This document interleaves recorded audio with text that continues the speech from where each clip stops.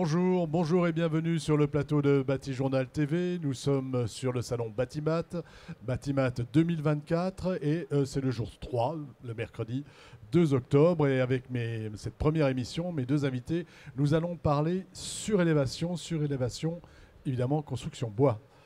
Pour en parler avec moi, monsieur Frédéric Carteret. Frédéric, bonjour. Bonjour. Frédéric, vous êtes le président de l'UICB et de Xylofutur. Présentez-nous ces deux organismes. Mais très rapidement, l'UICB, c'est la principale organisation professionnelle en fait, regroupant l'ensemble des acteurs de la construction bois en France, les metteurs en marché en fait, ce que nous arrivons, et qui regroupe en fait 12 organisations professionnelles qui vont de l'industriel au charpentier. Et de l'autre côté, Xylofutur est le pôle de compétitivité bois en France. Pôle de compétitivité, vous vous intéressez avec Xylofutur à la surélévation ? On s'intéresse à tout ce qui est développement et innovation. Et donc, bien entendu, la surélévation est également un enjeu. Alors, à côté de vous, monsieur Bertrand Minot. Bertrand, bonjour. Bonjour. Bertrand, vous êtes le président du groupe Minot, qui porte votre nom.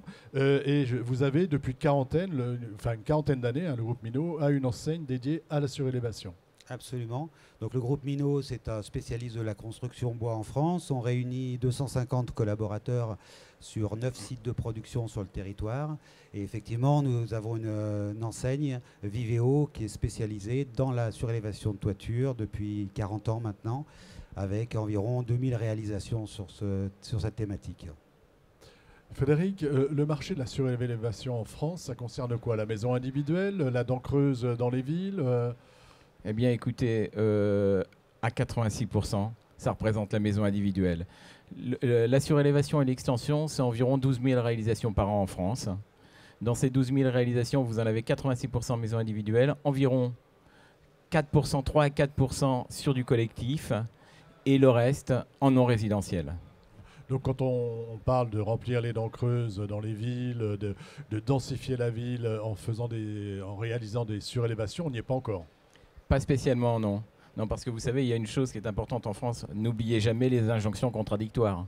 Et travailler en France pour faire une surélévation sur un collectif, franchement, c'est du boulot. Ah, c'est du travail. C'est du boulot et c'est pas simple. Pourquoi c'est intéressant C'est la même question à tous les deux. Pourquoi c'est intéressant de surélever sa maison? On va rester sur la maison individuelle. Je vais commencer à parler par rapport à déjà la réglementation, ce vers quoi nous tendons. Aujourd'hui, c'est important, même si le nouveau Premier ministre a annoncé qu'il allait alléger en fait la ZAN, mais néanmoins la ZAN est une chose importante et la surélévation est une réponse adéquate par rapport à cela. L'extension est une réponse également adéquate.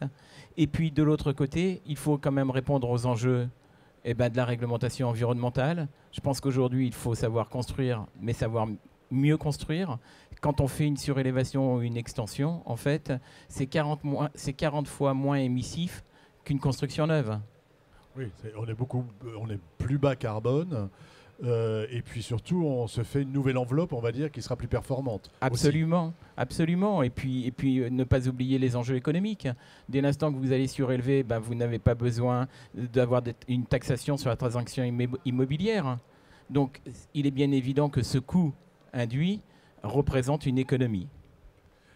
Bertrand, quand vos clients viennent vous voir, quand les particuliers viennent vous voir ou leur maître d'œuvre, pourquoi on surélève ? On surélève principalement pour un manque de place. Alors c'est un produit qui souffre d'une méconnaissance marché. Souvent le premier réflexe du particulier est de dire j'ai besoin de place, je change de maison. Comme vient de dire Frédéric, c'est des frais, s'engager frais, des droits de mutation. Et finalement, dès qu'il arrive à trouver la solution de surélévation de toiture, il se rend compte qu'il maîtrise son coût, puisqu'on construit à 2500 € du mètre carré hors finition, ce qui est un coût correspondant à des coûts de construction assez classiques. Voilà, donc dans des zones tendues, rien que le fait de construire génère généralement une plus-value pour son projet et une plus-value esthétique, puisqu'on arrive à faire des projets qui sont très réussis, qui valorisent le bien immobilier du particulier. Donc il répond à la fois à la valorisation de son bien et puis à une création d'espace à un coût totalement maîtrisé. Le bois Pourquoi le bois? Pourquoi la construction bois? Pourquoi l'ossature bois? Pourquoi la charpente bois? Pourquoi c'est intéressant lorsqu'on surélève et même lorsqu'on en fait une extension? Parce que là, on va parler de surélévation, mais tout ce qu'on est en train de dire fonctionnerait pour pour l'extension également. Exactement de la même manière, la surélévation et l'extension. L'avantage, la surélévation, bien, lorsque vous parlez d'une surélévation et que vous passez en bois, ça va être beaucoup plus rapide. 2, on va favoriser, grâce à cette rapidité d'exécution, on va favoriser également la qualité, puisqu'en fait, nous travaillons beaucoup sur le hors-site. Donc, nous allons préfabriquer les éléments, que ce soit le caisson de toiture, le caisson de plancher, les murs, tout cela vont être préfabriqués. Nous allons gagner par rapport à cela. D'accord, donc on a un gain vraiment intéressant. Les gens viennent chercher du bois, vos clients, ce qu'ils veulent, alors forcément quand ils viennent vous voir, mais est-ce qu'ils ont pensé au bois d'abord ou est-ce que c'est pour eux naturel d'aller chercher le bois? Alors très curieusement, ils ne viennent pas spécialement à la surélévation de toiture pour le bois. Et c'est très intéressant parce que le bois finalement est une excellente réponse. Je rajouterais des arguments assez pertinents, c'est qu'on intervient en filière sèche, il n'y a aucun coulage de béton, donc aucun risque de générer un sinistre, d'infiltration sur le bâti existant et de ruiner des plafonds, etc. Donc on arrive avec des éléments préfabriqués, filière sèche, et la légèreté de la solution qui minimise complètement les risques de désordre sur le bâti existant. Frédéric, sur ces aspects clients, aller chercher le bois, est-ce qu'on va chercher le bois? Alors, si on reprend des statistiques, je vais redevenir allons-y sur les très statistiques. factuel. D'ailleurs, j'ai une question, vous m'y ferez penser. Aujourd'hui, c'est 30%. Aujourd'hui, en fait, la part d'extension bois sur l'ensemble des extensions, cela représente 30%. C'est en constante augmentation sur les 10 dernières années. Donc, une augmentation également très importante. À cela, je pense qu'il est important de bien noter et de bien indiquer que lorsque vous faites une surélévation, vous travaillez en milieu occupé. Les gens habitent dans leur logement. Et il est bien évident que là, ce réemploi et ce travail que nous faisons en filière, en préfabrication, permet d'accélérer en fait. On accélère la mise en place et puis on évite la filière humide. Et on évite complètement la filière humide. C'est plus facile d'aller mettre en place des éléments. On verra un peu les techniques que vous utilisez un petit peu plus tard. Mais il y a une question que je ne vous ai pas posée tout à l'heure. Vous m'avez dit qu'il y avait 12 000 surélévations en France de maisons individuelles. 12 000, c'est pas énorme si on considère le potentiel qu'il y a en maisons individuelles. Non, on est d'accord. Est-ce que vous avez une idée du potentiel ? Est-ce que j'ai une idée du potentiel? Aujourd'hui, oui, vous savez, il faut reprendre simplement le potentiel de construction. Lorsqu'on dit qu'aujourd'hui, lorsqu'on reprend des chiffres, 60% en fait, des besoins de logement en France sont déjà construits. Si vous ne prenez que cela, vous multipliez par le nombre d'extensions, c'est tout simplement faramineux. C'est faramineux. Donc il y a un beau marché pour les entreprises. Le marché est colossal et encore une fois, il est méconnu du particulier. Alors, il est dédié surtout aux habitations, aux constructions à faible pente, mais le marché, il concerne l'essentiel des maisons individuelles construites et le marché est absolument fabuleux. Quel que soit le type de maison. On va arriver à la technique. Est-ce qu'on a tout dit? Est-ce qu'on a fait le tour sur l'intérêt de surélever en bois, avec le matériau bois? Oui, mais vous savez, lorsqu'on parle de surélévation et notamment de surélévation bois, j'ai l'habitude en fait d'employer 4 qualificatifs: la sobriété, la rapidité, la facilité et la liberté architecturale. Je pense qu'on a oublié une chose également, c'est la liberté architecturale. Parce que c'est vrai que l'avantage de travailler avec la filière bois, nous sommes beaucoup plus légers. Donc déjà en termes de contraintes techniques, notamment par rapport aux fondations du logement déjà construit, ça nous évite bien souvent en fait des surcoûts importants. Et ça nous permet également de laisser libre cours en fait, à notre imagination pour une surélévation, notamment au niveau du cloisonnement intérieur, puisqu'on a moins de contraintes de charge, également du revêtement extérieur, mais là je pense que Bertrand est mieux placé que moi pour en parler, de toutes ces libertés que nous laisse le matériau bois. Les particuliers qui font surélever leur maison, leur pavillon, ils viennent avec un architecte ou c'est vous qui vous occupez de leur... Enfin, est-ce que vous leur proposez des solutions, y compris solutions architecturales? Ils viennent essentiellement avec leur problématique, qui est une problématique de place, et on construit avec eux de A à Z l'ensemble de leurs solutions. Donc on répond à l'implantation de leur maison, on les aide à construire leur projet, on les accompagne sur le dépôt de permis de construire qu'on fait et qu'on réalise pour eux, jusqu'à une livraison, tout corps d'état s'ils le souhaitent. Voilà, vous avez la capacité de prendre tout en charge, et ça c'est peut-être la meilleure des solutions pour des confrères qui voudraient se lancer sur ce marché prometteur. C'est ça, voilà. Expliquez-nous comment ça marche au plan technique. J'ai un pavillon, j'ai 2 pans et j'ai une charpente fermette. C'est pas si simple. Alors, dès qu'on maîtrise la technique, si on a notre bagage de 2000 réalisations sur le sujet, on a réalisé une supervision, une vidéo de nos réalisations. Voilà, pendant que vous parlez, on va voir un petit peu les différents éléments techniques qu'il est possible de faire. Mais racontez-nous. On construit le projet avec lui et l'intervention, et c'est souvent assez bluffant, les particuliers souvent gardent le premier jour pour nous accompagner, puisqu'on va intervenir sur leur maison en 1 semaine. On réalise un hors d'eau, hors d'air grâce à la fabrication hors site de l'ensemble des murs. Donc la première étape, bien sûr, est la découverture de leur construction. On va renforcer la structure actuelle pour pouvoir y amener un plancher et découper la charpente et ne pas toucher, bien entendu, au rez-de-chaussée de la maison.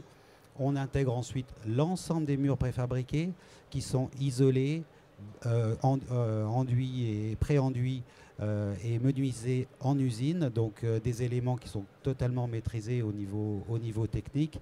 Cette réalisation sur un process d'1 semaine va intervenir le mercredi à peu près. Et puis ensuite, on couvre, et le vendredi, le particulier découvre sa surélévation quasiment terminée. Reste plus que l'aménagement intérieur à opérer. Donc vous m'avez presque convaincu, il faut que je fasse une surélévation. Il y a quand même des aspects techniques, à mon avis, pour avoir de temps en temps suivi, être allé sur des chantiers de surélévation, j'ai des souvenirs. Je vous avais posé la question de la charpente fermette, parce que là, on était obligé de l'enlever et de remonter un étage. Ça représente quand même des travaux importants, non? Et vous dites qu'en 1 semaine, c'est entre guillemets plié. Alors, c'est des travaux importants. Je vous répondrai en professionnel avec on fête cette année le 110e anniversaire de notre groupe, et on a quand même une culture du structurel bois. Donc, c'est des sujets qu'on maîtrise grandement et totalement sur l'ensemble des constructions et des surélévations. Sur l'aspect technique, à l'UICB, vous travaillez un peu sur le sujet avec les industriels? Oui, bien entendu, nous travaillons énormément, et d'ailleurs, nous avons sorti un book sur la surélévation. Vous m'avez sur la surélévation. Nous avons des commissions techniques particulières, puisque c'est un enjeu de filière, mais c'est un enjeu pour l'ensemble du marché. Et je pense qu'aujourd'hui, ce qui est important, c'est vraiment de favoriser. Et puis des gens comme le groupe Minot, comme Bertrand ici présent, peuvent nous aider justement en fait à tendre vers cela et à aider en fait les autres professionnels, et c'est notre volonté d'aider l'ensemble des professionnels charpentiers à travailler sur la surélévation bois, parce que pour eux ça représente un relais de croissance énorme. Parlez-moi de ce book, qu'est-ce qu'on y trouve dedans? Vous y avez participé, j'imagine, Bertrand? Bien sûr. Alors dites-nous tout. On y retrouve bon nombre de projets créatifs qui montrent toute la diversité et toute la variété architecturale qu'on peut aborder avec la surélévation de toiture. Et pour nous, professionnels, ça reste un outil essentiel, parce que ce produit est méconnu, et j'invite d'autres professionnels du structurel bois à proposer ce produit. Plus nous serons nombreux à proposer le produit, plus il sera connu du particulier, et je pense qu'il est complètement méconnu, alors qu'il y a une infinité de conceptions et de variétés adaptables à tout type de localisation. Voilà, et on a vu qu'il y avait un marché potentiel vraiment important, hein, Frédéric. Et il y a un marché potentiel important, et je voudrais également revenir sur ce book, parce qu'on parle dès le départ, en fait, dès la genèse de l'histoire, les formalités administratives. Ouais. Il est bien évident que créer une surélévation, vous savez, en France, nous sommes un pays quand même de normes. de normes, de contraintes et de réglementations. Et de réglementation, mais on va régler tout ça très rapidement. Oui, là, maintenant, ça y est, nous sommes ravis. Donc, en fait, nous avons dessus, sur ce book, nous mettons également ces prérequis pour faire une surélévation. Donc c'est vraiment un ouvrage qui s'adresse à tout le monde. Voilà, à tout le monde. Hein. Ça s'adresse aux particuliers, ça s'adresse aux entreprises qui voudraient se lancer, aux maîtres d'œuvre également, parce qu'il y a des maîtres d'œuvre qui peuvent être intéressés de travailler aussi sur ces sujets. Surélévation en bois, donc des maisons. Nouveau regard sur des solutions de surélévation en bois pour les constructions individuelles. Où je le trouve? Très facilement sur le stand de la filière, alors ici le à stand sur la Batimat. filière à Batimat, et après Batimat. Et après Batimat, directement sur le site en ligne, sur le site du Codifab. Et vous avez directement le book. Alors, petite conclusion sur ces aspects surélévation. Allez-y. Votre mot de la fin sur la surélévation bois. Moi, je dirais que le mot de la fin, c'est construisez bois, c'est léger, économique, créateur de valeur architecturale et économique, patrimoniale. Donc, vive le bois.